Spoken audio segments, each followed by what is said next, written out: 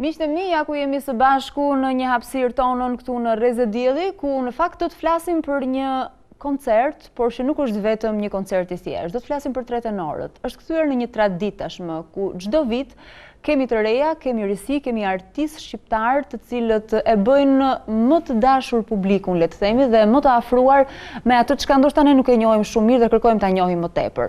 Për të mos dhënë më shumë detaje, pasi nuk më takon, po prezantoj me njëherë të ftuarin, kam pranë zotin Edmond Tullumani, producent, i cili është dhe një mik i yni dhe juaj. Përshëndetje. Përshëndetje. Faleminderit që jeni këtu mes punëve të shumta që keni.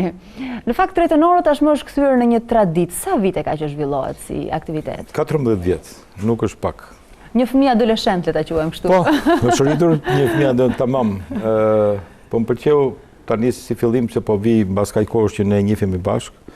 Më pëlqeu edhe titulli Rrezë Dielli, kështu që shumë bukur. Ne mundohemi që edhe kur ka shi jashtë, jemi me temperaturat ngrohta për shikuesin. Edhe ju jeni shumë mirë, kështu që faleminderit. Komplimente se ne kemi vite të tëra. Pra është një koncert që ka fituar atë stamën e vet, ose medaljen e vet, ju e dini që të gjithë kanë një medalje, siç është Vjena, siç janë koncerti Venecias që jepet për, unë them që kjo është në Shqipëri e padiskutueshme. E ka fituar, po. Dhe 14 vjet nuk jam pak. 14 vjet unë para pak kohësh bëra një best tenor nga të gjithë që nga viti që kanë nisur, të përzgjedhur. Shikoja ishte një gjë fantastike. Shikoja dhe vetë nuk besoja. Pra ka bërë punën e vetë vitet dhe unë shikoja para tenorësh, shqiptar, ja kanë qenë gjithë të huaj nga gjithë vendet, parat, si thush, emrash regjizorësh, parat skenografie, ajo orkestër mrekullueshme me emra dhe me shumë përfaqësues dhe nga më të mirët e gjithë orkestrave. Pra kisha të bëja me një punë gjigande të gjithë këtyre viteve. E ndjeva veten dhe të lumtur, por njëkohësisht më vinte, si thush, edhe ashtu çuditë, pak keq. Si kanë ikur 14 vite. 14 vjet nuk kam pak. Megjithatë, lumturia më e madhe është që unë i kam dhuruar publikut, që për mua është vlera e parë. E ndjej të kur jam në rrugë, e ndjej në një kafe, respektin e tyre, para pak kohësh më thanë, isha me një mikun tim, po pija kafe dhe tha kamarieri ti kam paguar, nuk njihsha njëri, thash, ose ti kam paguar ty. Kush?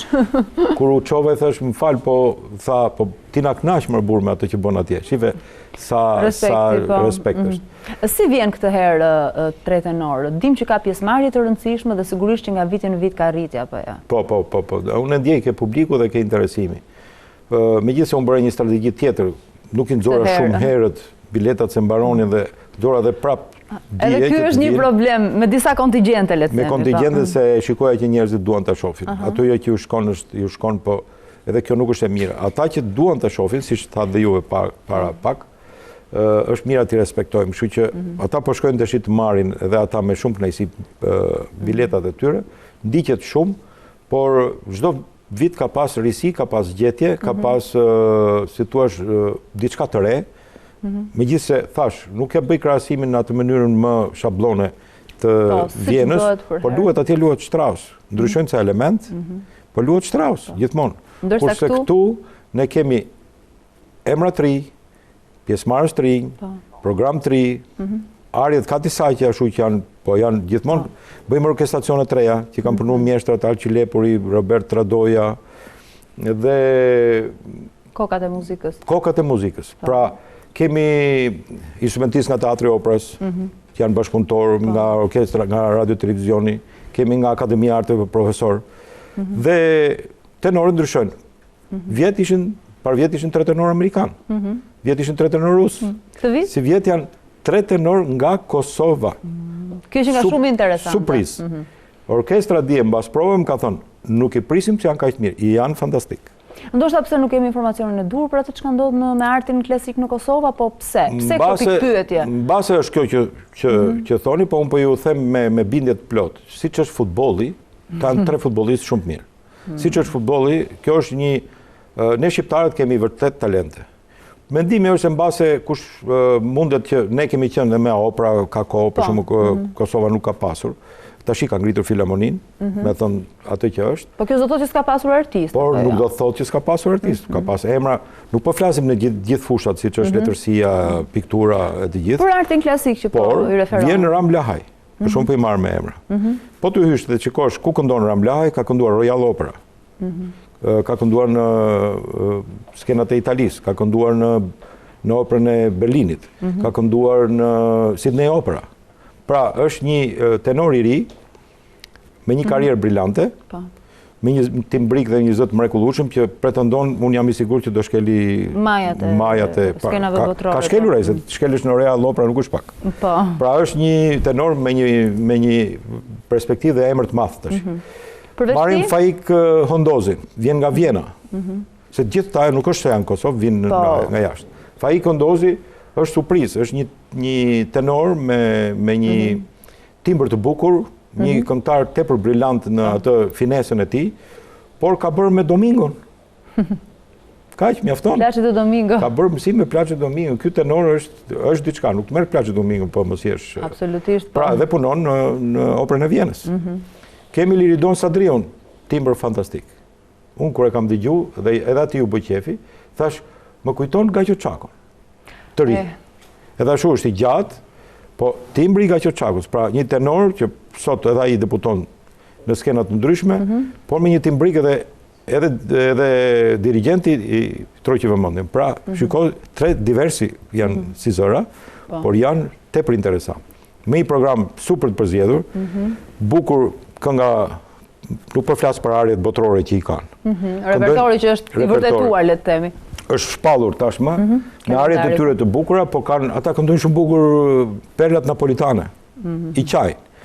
Këndojnë, nuk flitet që ne kemi bërë proponime edhe me mjeshtrin e madh Xhulali, Edmond Xhulali, ka bërë një kolazh me pjesë shqiptare dhe kosovare fantastik.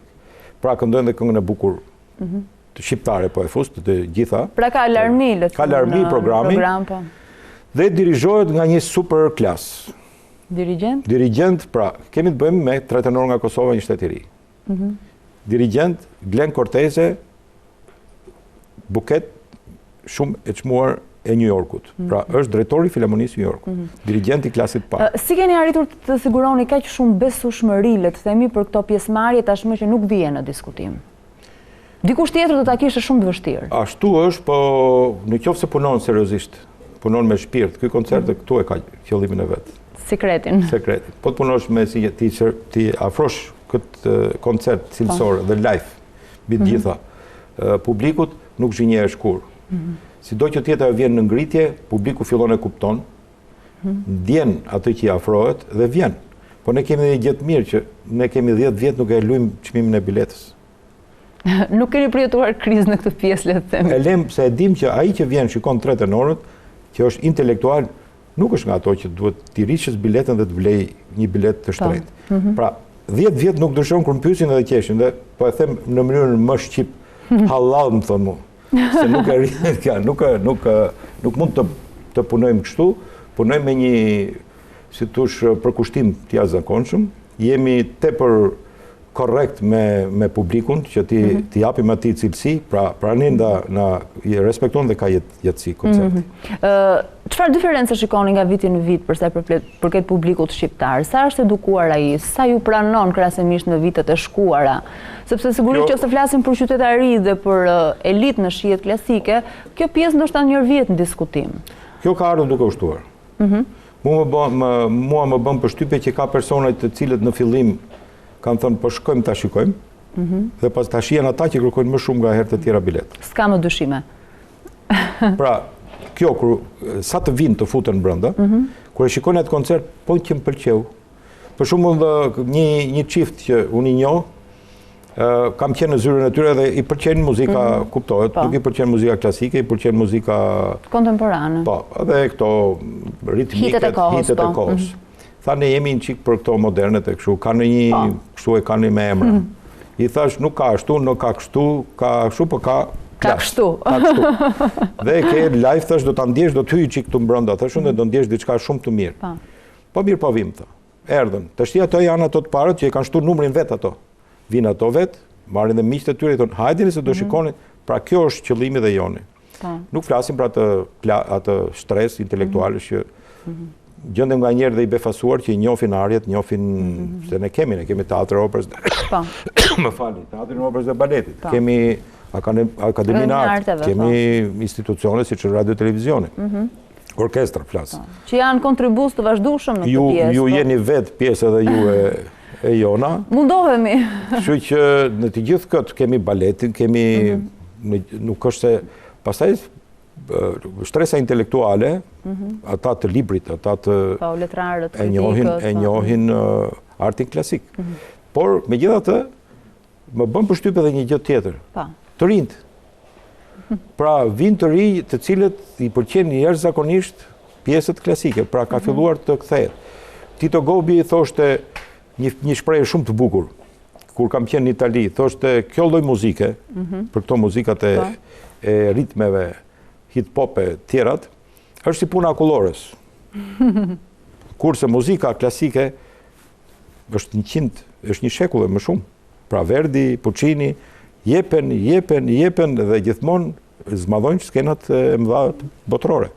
Pra, nuk është se jam, dhe ajo është i përket brezit dhe ka vlerat e saj. Po, do shumë fuqe të të rezistoj kohës, dhe të mbetet atë bibliotekën. Po, kurse kjo është zë atë vëndin e vetë atje që thuhet klasik opera, dhe nuk ka zot nënë që ta luj, ka që peshe rëndë është, dhe me të mund bësh dashuri në çdo kohë. Ka gjë më të bukur? Duhet të ndalesh atë në një aspekt tjetër. Sa herë flitet për aktivitetet e rëndësishme që tashmë kanë konsoliduar veten, ku hyn edhe 3 tenorët, gjithmonë ka një problematik për sa i përket të përballuarit të spektatorit. Gjithmonë mbeten njerëz të pakënaqur. Kemi një probleme me sallat në këtë aspekt. Kjo ndihet ndoshta edhe në aktivitete që mund vinë artistë shumë të rëndësishëm që teatri opera si sjell edhe më gjërë. Si po menaxhohet kjo pjesë? Është e vërtetë, është diçka ende e pazgjedhur. E pazgjedhur, nga që lëviz në të gjithë skenat në Europë, kam lëvizur shumë. Edhe më gjërë. Po tregoj rastin e fundit që patën në Bullgari. Kalova në Sofje, në rrugët e Sofjes, edhe po shikoja me vëmendje se mund të treqja ajo që dua unë. Dhe në një moment ishte edhe ku vjen afishet e operës. Shikoja repertorin që kanë ata. Në një moment kur më zuri syri Bocelli. Thash sa bukur, Vika Bocelli. Para ca kohësh më thanë kishte qenë Domingo. Para ca kohësh kishte qenë kori i madh rus i armatës ruse. Pra kishin shkur Maisku, një nga violoncelistët më të mëdhenj botror që njihet, ka qenë në Bullgari dhe jepte koncert. Duke pasur kontakte me miq të ndryshëm, i them si për ballonit se të vi Domingo unë e di. Çdo të thotë. Çdo të thotë. Më tha. Dhe për një publik të edukuar, se ç'është publiku bullgar. Atje kishin bërë një zgjidhje shumë të bukur. Ai mund të kërkoj një kashe shumë të madhe, tha, po ne nuk e kemi problem. Si se kemi problem tash, po. Edhe un kam pas rastin të kisha mundësinë të bie emrin, po ishte pamundur ti përballoje nga ana financiare, se edhe salla nuk të lejon. E pash edhe në Bukuresht ishte Jose Carreras. Dhe pash një sallë të re që kishin bërë Arena e Sofjes, që fillonte hapeshe ajo, bëheshe nga 5.000, 8.000 deri në 20.000 vende. Pra, kërkesa ishte kaq e madhe sa i e përballonte vetëm ne, ja ku e kemi, tha. Prenotohen dhe janë të shitura, bënte ato diferencë dhe është bravo i qoftë. Pra, ne na mungon një gjë aty. Ne nuk e kemi gjë aty. Sikur me këto mrekullira që bën Shqipëria, ne kemi shkuar edhe në festival europian, që kemi debutuar, jemi paraqitur dënjësisht, po mund të qelloj që edhe mund të fitosh një herë. Ku do ta bësh? Presupozohet që vitin tjetër do të jetë vendi yt ai që pret. Pra, me sallat nuk, teatri i operës është, unë kam punuar vetë atje shumë vjet. Edhe aty ka problematikat e veta. Ajo mora veshja ashtu dhe është shumë ndje veten shumë të kënaqur që mendohet që të rikonstruktohet, po prap nuk është opera. Ajo është ndërtuar në formë. Ajo ka qenë një sallë mbledhjesh dikur. Forma totale e atij subjekti, se nuk dua të hyj në këto, nuk jam fort kritizer, po më tepër po bisedoj për dhënë një mendim, forma totale e atij nuk është teatr. Forma totale e atij është një institucion shtetëror, që ka një sken brenda për të bërë mbledhje për të dhënë kongres. Unë du ndërtua dhe një pallat kongresi që shumë të mirë kemi, shumë të bukur, kam qenë vetë atje, është një perlë. Po prapë dhe ajo, ka probleme akustike, sepse dihet që prapë dhe ajo nuk e plotëson këto gjëra. Pra unë po vetë po bëj aktivitetin atje, dhe mundohem me shumë sakrifica që të arrijë atë, se e keqja jonë është që e kuptojmë. Pra, tjetri mos e vrasim me tingujt. Por, nuk e di, do ishte për shumë ajo kupola e bukur e operës me lozhat, duhet të ekzistonte në Shqipëri. Ne kemi Akademinë e Arteve që e vogël. Është vetëm një sa në fakt që ka akustik të mirë, po sigurisht e ka ndërtuar kush e ka ndërtuar atë. Kështu që me dhimbje, me modesti, me krenari, si të duash, të gjitha bashk, nuk e kemi.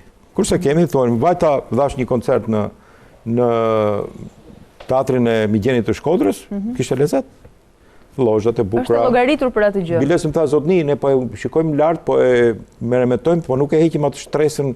Kishte një stres kashte, një stres kështu për tingullin, akustikën, pra sa bukur i thash, bravo. Ruajini këto gjëra se kjo është, pra çdo gjë është e menduar për akustikën për gjithë. Ne po flasim tash me pyetjen tuaj. Sa kemi? Referohemi te diçka tjetër. Në qoftë se flasim për ato që ju keni 14 vjet që e rrisni le të themi si aktivitet dhe bëjmë një paralelizëm. Në qoftë se referohemi traditës, koncertet e Vjenës janë le të themi të përvitshme, dihet që në datën 1 janar publiku mbar botror do të shijojë. Edhe ju aq ju merr le të themi mbaron shfaqja këtë vit dhe më pas nesër filloni punën për vitin tjetër? Ja u them sinqerisht që në momentin që unë jam duke u marr me 3 tenorët aktualisht? Që nesër është koncerti, unë të mendoj për tjetër. Pra, ne punojmë gjithë vitin për të arritur atë që duam në koncertin që vjen. Nuk bën kur gjërat ashtu në fund dhe si thuash me sulm. Ne mendojmë. Unë dua t'ju them. Keni një staf besnik? Shkurtimisht? Stafi i papar. Fatkeqësi ata kanë qenë gjithmonë? Gjithmonë. Në 14 vjet e ndau Zoti nga jeta, por 14 vjet, 13, se kjo është 14. Po i 14? Na mungon Ibrahim Madhi, drejtori artistik, që ka qenë një nga ato shtyllat e forta që kam pasur unë, dhe spalën e orkestrës, autoriteti i tij absolut, çfarë them. Nuk kam çfarë them. Domethënë kur flisnim bashk, ishte çdo. Tash ne vazhdojmë në gjurmët e tij. Kemi Gens to Kitchen që vjen nga Parisi, që është një pianist i nivelit lartë. Dhe po e mban kjo. Duhet t'ju themi surprizë që është gjëja më e rrallë që kemi këtë vit në koncert. Kush është? Kjo është bërë në fund, kur koncerti kishte marrë të gjithë rrjedhën e vet. Rrjedhën dhe gjithë, si thosh, përbërjen e tij. Nga ana skenografike, nga ana programit, Shkëlzen Doli. Fantastik. Na vjen nga Vjena. Shkëlzen Doli. Brin sot. Me modesti, i shkëlqyer dhe shumë përfaqësues. Shumë përfaqësues, më ka bërë përshtypje shumë të madhe. Kur biseduam që ishte shumë e thjeshtë biseda dhe mbaroi, tha Edmond, unë e njoh koncertin tënd. Mu bëj shumë qefi, pra. Ishte atje dhe fliste për ne. Vjen këtu. Fliste për ne. Ai atje më tha një shprehje, Edmond, unë dua të vi se janë 3 vëllezërit e mi kosovar. Një. Po dua të vi dhe për një gjë shumë të madhe. Ka marrë vesh ta që Shqipëria ka pritur shumë mirë atë që bëra unë në Vjenë. Dhe unë i thash po. Ka pritur shumë. Ka pas një impakt dhe unë mua vetë thash kam pas një emocion të papar kur dëgjova që të hapet Vjena me motivin shqiptar. Kjo është tash një kushdo popull tjetë. Po tha Edmond, këtu unë ndjeva shumë mirë, tha. Po e di çfarë do bëj unë, tha? Në Vjenë solla Shqipërinë. Në Shqipëri do bie Austrinë. Mirashje thash, mirë se të vish Shkëlzen, sot dhe kemi në prova, kurse nesër juftoj gjithë të vini të shikoni në Pallat Kongreseve, është fantastike. Unë nuk dua zbuloj më tepër detaje, sepse dua që publiku ta shijojë nesër. Do kisha dëshirë të bisedoni më tepër, por minutat na thon stop fatkeqësisht. E kuptova se po shikon nga rapi.